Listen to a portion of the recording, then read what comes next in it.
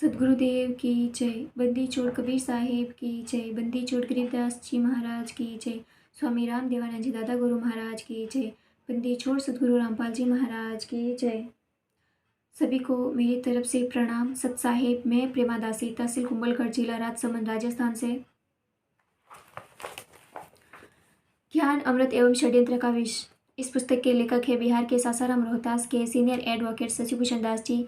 इस पुस्तक में संत रामपाल जी महाराज जी की सभी के सभी जजमेंट फाइल हैं। इस पुस्तक में करोथा कांड, चुड़ानी कांड, बरवाला कांड कैसे हुआ था, किसने करवाया था, आरोपी कौन कौन थे, ये सारी जानकारी इस पुस्तक में दी गई है। तो आप इस पुस्तक को अवश्य मंगवाएं और पढ़ें। इस पुस्तक को मंगवाने के लिए संपर्क करें 99 31 59 20 93। बरवाला कांड होने का वास्तविक कारण का मैंने भाग 1 बनाया था, ये दूसरा भाग। अब मैं अपने प्रसंग पर आता हूँ। मेरा प्रसंग है कि दिनांक 8 अगस्त 2014 को हाईकोर्ट चंडीगढ़ ने गुरुजी को उपस्थित होने को कारण देने के लिए निर्धारित तिथि पर क्या हुआ। इस संबंध में सत्य बात यह है कि सदगुरुदेव जी ने अपने अधिवक्ता श्री RS राय के माध्यम से चंडीगढ़ हाईकोर्ट में अपील हुए। चूंकि उसी तिथि में अर्थात 8 अगस्त 2014 को रोहतक न्यायालय में गुरुजी के केस में सुनवाई हेतु अवश्य उपस्थित होना था, इसीलिए इस तिथि पर गुरुजी रोहतक न्यायालय में चले गए थे। इधर चंडीगढ़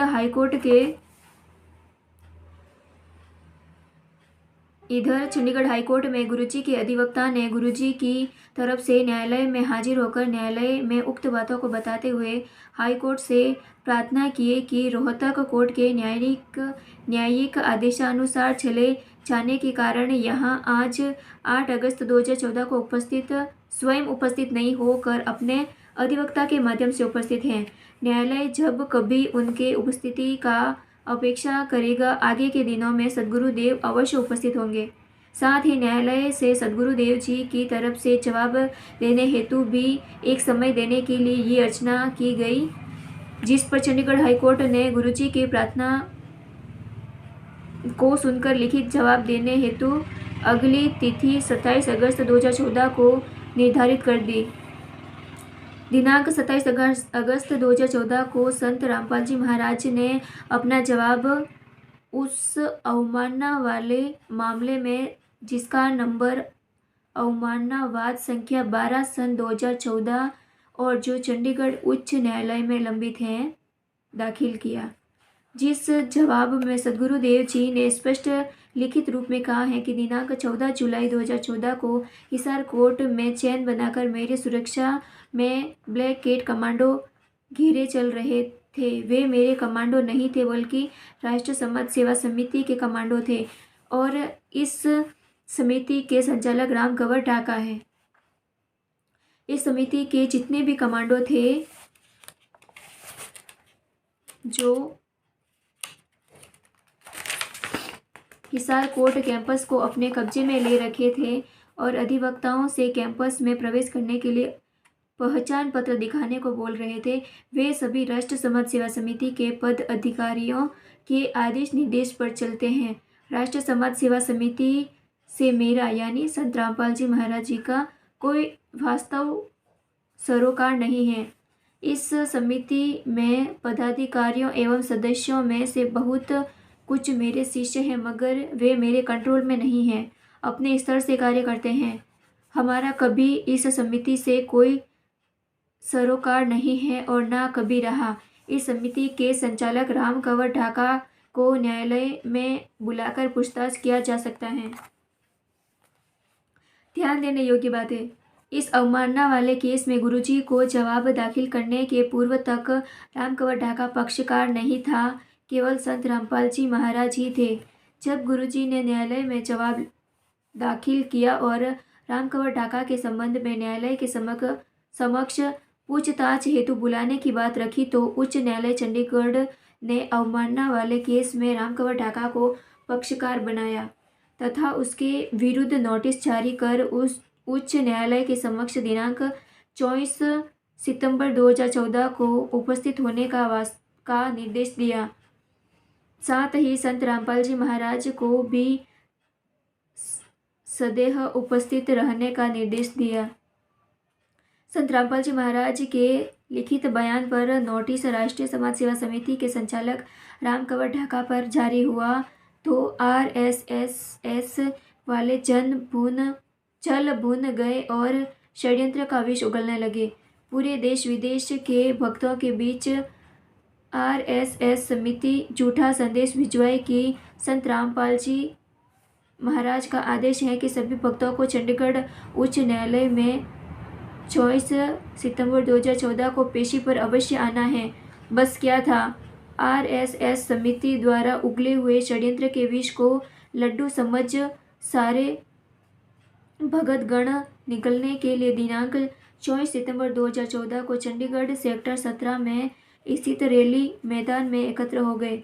अपार भीड़ एकत्र हुई। आरएसएस समिति फूले नहीं समाई।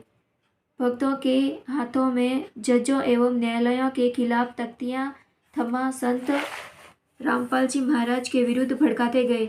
समिति के पदाधिकारियों ने अपने भाषणों के माध्यम से न्यायिक अथॉरिटी को प्रोवोकेट करते गए और सारे भगतगण उनके षड्यंत्र के विष से बेखबर अपने सामने एवं अपने दाता के बीच खाई खोदते गए।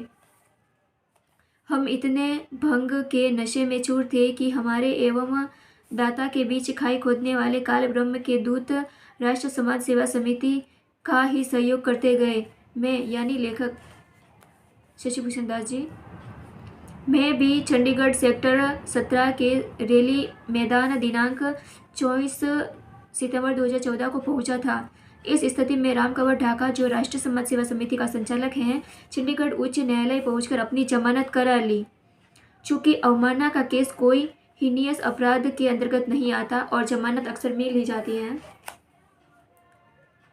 उक्त तिथि को राम कंवर ढाका ने गुरुजी द्वारा दिए गए लिखित बयानों के विपरीत अपना लिखित शो कोज में वर्णन किया है कि राष्ट्र समाज सेवा समिति से संत रामपाल जी महाराज जी का कोई लेना देना नहीं। इस समिति का संचालक मैं यानी राम कंवर ढाका हूँ, मगर इस समिति का सदस्य या पदाधिकारी वही बन सकता है जो संत रामपाल जी महाराज का शिष्य हो। राम कंवर ढाका का उक्त बयान न्यायालय में एक यह साबित करने के लिए कि राष्ट्र समाज सेवा समिति संत रामपाल जी महाराज के दिशा निर्देश से ही गठित की गई है काफ़ी है। बता दूं कि मैं यानी शशिभूषण दास जी दिनांक 24 सितंबर 2014 को चंडीगढ़ सेक्टर 17 रैली मैदान में उपस्थित था। मैंने देखा राम कंवर ढाका उच्च न्यायालय से अपनी जमानत लेकर आया और खुले मंच में भाषण दिया कि न्यायालय ने पूछा कि संत रामपाल जी महाराज क्यों नहीं उपस्थित हुए, तो बताया गया कि उनका तबीयत खराब है, ठीक होते ही न्यायालय के समक्ष आवेंगे। मगर न्यायालय तिथि नहीं दे रहा था। अपने भाषण में राम कंवर ढाका ने कहा कि हमारे सद्गुरुदेव जी ने जज का मूड फेर दिया और जज ने अगली तिथि परमात्मा ने लिखवा ही दिया और वहीं अनाउंस किया कि मुकदमा में आगे की तिथि 5 नवंबर 2014 निर्धारित हो चुकी है। निर्धारित तिथि की पेशी पर पुनः आप सभी भक्तों को चंडीगढ़ पहुंचने का सद्गुरुदेव जी का निर्देश आ चुका है। अब जो कोई भी भगत बरवाला आश्रम में जाना चाहे या जिसे घर वापस जाने की इच्छा हो तो वे अपने इच्छा अनुसार जा सकते हैं। उक्त न्यायालय ने 24 सितंबर 2014 को आदेश व निर्देश दिया कि दिनांक 5 नवंबर 2014 को राम कंवर ढाका, संत रामपाल जी महाराज एवं डॉक्टर ओम प्रकाश हुड्डा न्यायालय में अवश्य सदैव उपस्थित रहे। हम सभी में से कुछ लोग अपनी इच्छा अनुसार बरवाला आश्रम चले गए तो कुछ अपने घर लौट गए। मैं भी घर लौट गया और 5 नवंबर 2014 को चंडीगढ़ पेशी पर जाने के लिए मैं शशिभूषण दास जी, उमाशंकर राय जो होम्योपैथ का डॉक्टर प्रैक्टिशनर हैं तथा बक्सर का एक भगत राजकुमार आदि ने ट्रेन का टिकट बनवा लिया तथा निर्धारित तिथि पर चंडीगढ़ जाने हेतु समय का इंतजार करने लगे।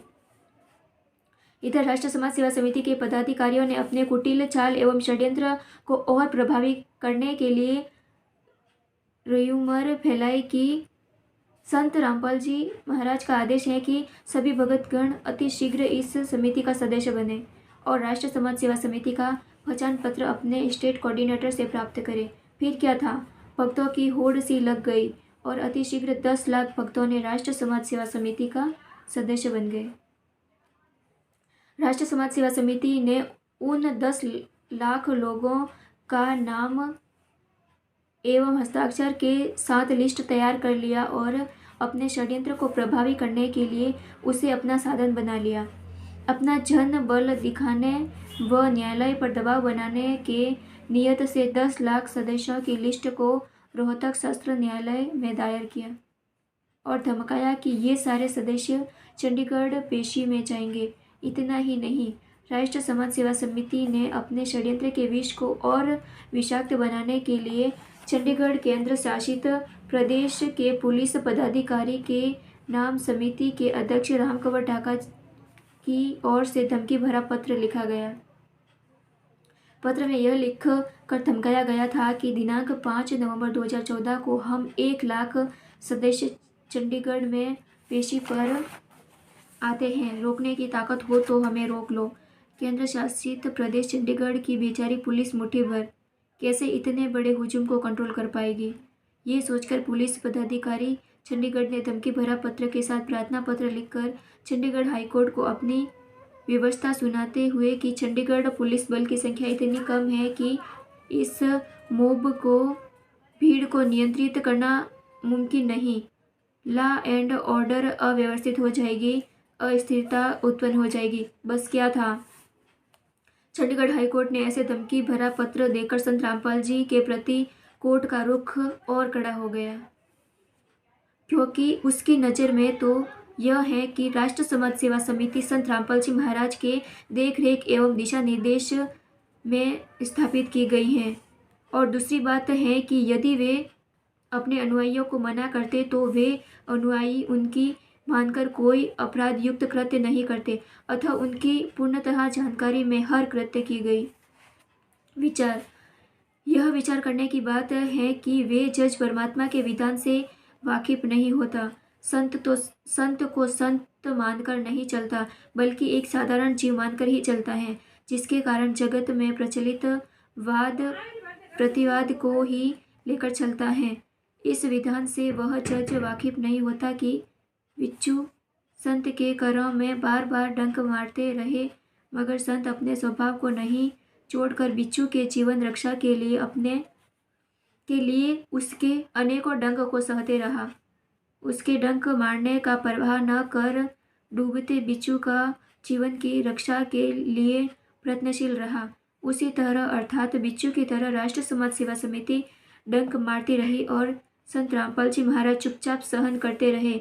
जिस तरह बिच्छू के डंक मारने की क्रिया को पथित देखकर संत को मूर्ख एवं बेवकूफ ही समझ रहा होता है कि उसे छोड़ क्यों नहीं देता, चुपचाप सहन क्यों करता है, उसे मरने देता। उसी तरह जज महोदय यह समझ रहा होता है कि संत राष्ट्र समाज सेवा समिति के लोगों को मना कर रहा होता तो वे सभी ऐसा अपराध नहीं किए होते। अगर भगत समाज भी इस संबंध में अपना विचार अवश्य हमें देंगे।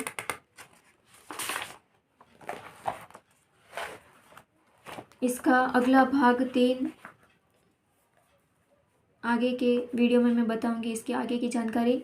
तो इस पुस्तक को आप अवश्य मंगवाएं और पढ़ें। इस पुस्तक में हमारे गुरु जी की सारी जो सच्चाई है वो इस पुस्तक में लिखी हुई है, जिससे आप सभी को रूबरू होना अति आवश्यक है। सत साहिब।